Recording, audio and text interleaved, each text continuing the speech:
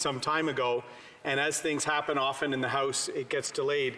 So I'm delayed to my phone call with my friend Wolf Salkin, a 96-year-old veteran at Saint-Anne-de-Bellevue in Quebec.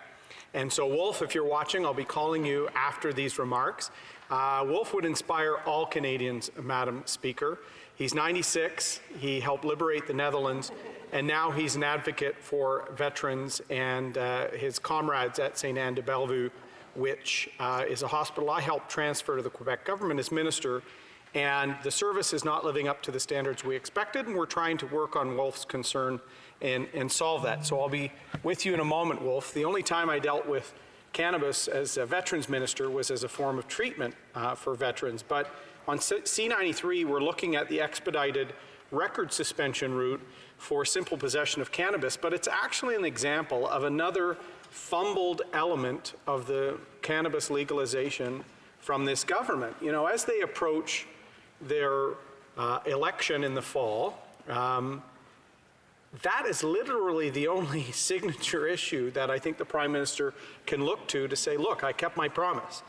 But we've actually had to deal with the aftermath of a rushed and often ill-conceived timeline and consequential public policy moves with respect to his election promise. And this is an example. That's not to say, Madam Speaker, that we're going to turn back the clock when the Conservatives form government in the fall. Marijuana will remain legal, but we will try and address some of the public safety concerns, some of the concerns pediatricians, the Canadian Medical Association, and others have held. It may have come as some surprise to some of the Liberal MPs that weren't here in the last Parliament, but I and many MPs in the Conservative ranks, including my colleague from Kootenay, David Wilkes, a former RCMP officer, we supported the legalization step of decriminalization. So not a full legalization rushed in this fashion, but a ticketing approach to law enforcement, what the Liberals suggest is some big problem, but is actually not, Madam Speaker. In many ways, it was an unofficial way law enforcement was dealing with it while keeping the substance still a controlled drug and illegal, keeping our international treaties and things like that in line. So that was the approach many of us were advocating, because it was time to look at a new approach with respect to cannabis. Many of us recognize that. We didn't want to see serious criminal sanction on young people, but how can we also still talk about the public health risks associated with this drug? It's a more minor drug and less complications and harms from it than many others, but let's also not kid ourselves that there are public policy challenges, public health challenges from it. So I want to thank my former colleague David Wilkes and other people for a serious discussion on this. And so we're not going to turn back the clock. Our leader, the Conservative Party, has said that clearly, but we will try and address some of the concerns that have been raised from CBSA and border issue, from a public health, and particularly youth. The impact of cannabis on the developing brain, Madam Speaker. I was a little disappointed personally as a father, as somebody that's actually delved into this issue for many years in this Parliament, that there was not any guidance with respect to an age of 18 and perhaps a higher age, Madam Speaker. So these are debates we should probably have, rather than the rushed approach, often misguided public policy we've seen with this government. I'm going to raise a few concerns I have with this bill, and it kind of shows, nothing shows the poor planning of this government than how many pieces of substantive legislation they have in our docket with literally less than 20 days of Parliament sitting. They now have us sitting literally till midnight every day to try and rush through things that they say are priorities, like C-93, like child welfare for Indigenous Canadians, like a whole range of other bills. That shows they're not a priority, when after 4 years they're in the final weeks of Parliament. But the main public policy concerns I have is this actually creates a new category of record suspension, where there's a normal sort of pardon record suspension process, but this will accelerate and have a no cost for a certain provision. I don't think they've raised a public policy rationale for why that's done, particularly when they defeated my colleague and friend's bill from the NDP, the MP for Victoria, on expungement. There were a lot of Conservatives that voted for the NDP bill and wanted more of a discussion of expungement within the context of record suspension, Madam Speaker. Why?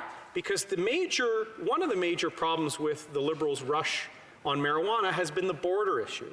Canadians may not realize, and this is acute in places like Windsor and British Columbia, if you are asked by an ICE agent, Immigration and Customs Enforcement from the United States, whether you smoke marijuana, you can be barred from entry to the United States. If you need to go to the United States for work, that hurts your economic liberty, that hurts your job prospects. This government, even with President Obama, the Prime Minister's bromance friend, as he's described it, couldn't get an assurance that ICE would take that one screening question off their list. That would have been a modest proposal, Madam Speaker. So in light of that, expungement is actually a superior route because record suspension is not recognized by the United States, Madam Speaker. So if we're talking about creating a special category, we should have a wider discussion of expungement because of the risks, because the U.S. would not agree. Now, maybe the Prime Minister brought it up with the Vice President today. He certainly didn't bring up a whole range of issues, but that's still a big miss because people could have their liberty impacted. The MP for Victoria put forward some very thoughtful proposals. He's a member that I think will be missed for that public policy input he has.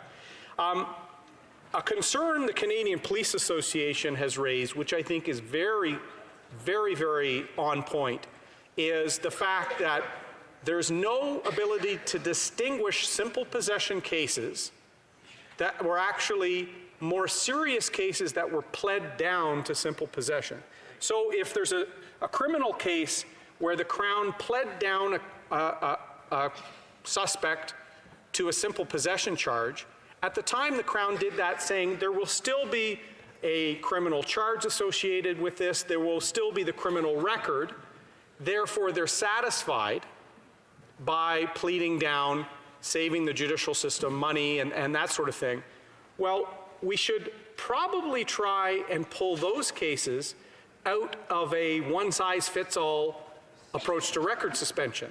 Because I think a lot of us want to see either expungement or some sort of ability to recognize, look, marijuana is legal now, we shouldn't have someone who jobs prospects, other things are encumbered by a criminal record. But we should also say there are people that if the Crown could really only guarantee a conviction on simple possession, but this person was culpable or guilty of many other things potentially, and there was a plea deal, those are very different cases than the typical case of a young person or someone not causing any harm, not dealing, not doing any associated criminal acts, being caught for simple possession. But this rushed one-size-fits-all approach does not allow that to be distinguished from, and that's what the Canadian Police Association has raised as serious concerns. But as we are in the final days of Parliament, the Liberals crushed the expungement ability for my colleague from Victoria's bill to get to committee.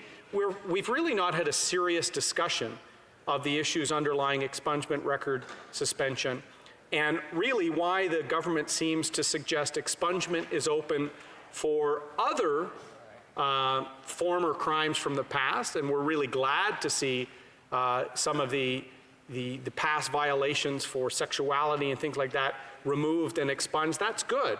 But we should also have a debate on why that route wasn't chosen in this case, because of the impacts on their ability to travel to the United States. So until the government deals with that issue bilaterally with the United States, that will remain something that Canadians should be very concerned about. A final few words, Madam Speaker, about the rush here. The Canadian Medical Association, physicians, pediatricians, the provinces themselves, law enforcement have all asked at various times in the government's marijuana agenda for input and slowing down the process. After 100 years of one way, we should make sure we get the balance right. I can assure Canadians of one thing, Madam Speaker. We will try and get the balance right when the Conservatives are on that side of the floor in the fall. Thank you. Questions and comments? The honourable member for St. Catharines. Thank you very much, Madam Speaker. I'd like to thank the honourable member for his speech. And we've heard a few Conservative members talking about the rush on C-45. And it's 3 years, Madam Speaker, from the time of election and commitment and consultations across the country, including in my own community in Niagara, which is 4 ridings. And we heard from mayors, we heard from fire chiefs, heard from the police chief and senior officials at the police station in Niagara Falls. We had a meeting there. We met with the District School Board of Niagara. We met with Public Health. And that was just one consultation in Niagara. And I know the Honourable Minister did that across the country.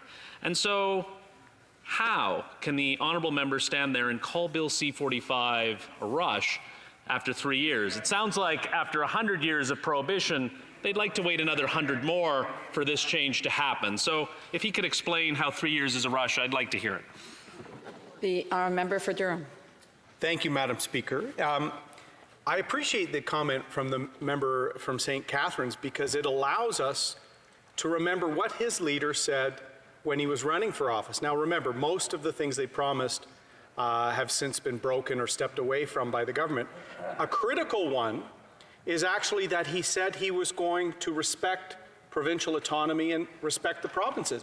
In fact, in this area, Madam Speaker, several provinces asked the Prime Minister to slow down.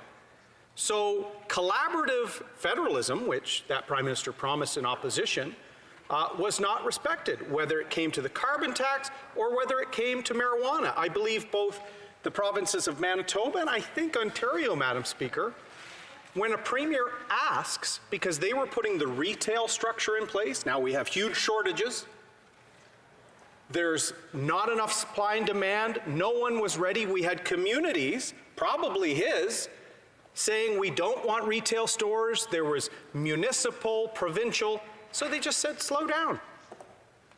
But there was no collaborative federalism as promised. The sunny ways has turned to my way or the highway. And that member knows that.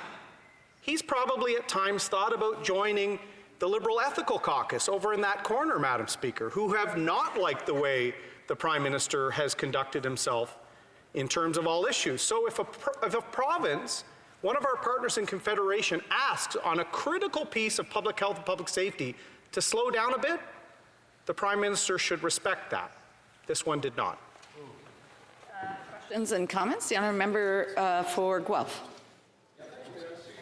The honourable member across the way, also the member from St. Catharines, for pointing out the consultations that happened on C-45, which isn't exactly the legislation we're debating, but I can also echo that we had consultations in Guelph, in Wellington, in Kitchener-Waterloo. The Waterloo Regional Police Force was there. So there was a lot of work that went into the legislation, and now we're talking about how do we make it fair for people that were convicted under previous crime. And the idea of expungement, the honourable member across the way from the NDP, when I asked the question of expungement when people are going to the States where there's an existing criminal record on file, if we remove the file in Canada, there'd be a disconnect between the two countries. And his answer was that we should go to an expungement regime in the United States as if we could enforce that from Canada. Would the honourable member across the way maybe comment on the idea of expungement and the negative effects that it would have on Canadians traveling to the United States, in which the regime there not only doesn't have expungement, but also considers this a crime in their country? Our member for Durham has 1 minute to respond. Thank you, Madam Speaker. I think the member from Guelph should actually, he's highlighting why we need a proper debate instead of the Liberal whip saying no to the MP from Victoria. Actually, expungement is the superior process. It's the record suspension that is not recognized in the United States, particularly because this government provided information sharing at an unparalleled level with the United States. Entry and exit information, the ability for U.S. customs officials to search Canadians on Canadian soil, unprecedented powers given to the United States by Canada. What did we get in return? Nothing, Madam Speaker.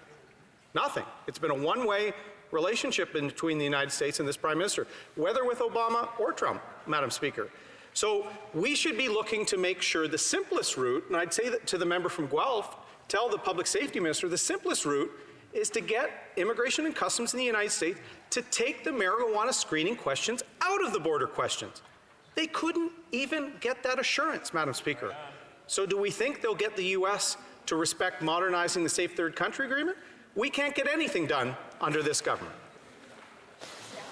Resuming debate, reprise de débat, l'honorable député de Lévis-Lotbinière. Merci, Madame la Présidente. Ça me fait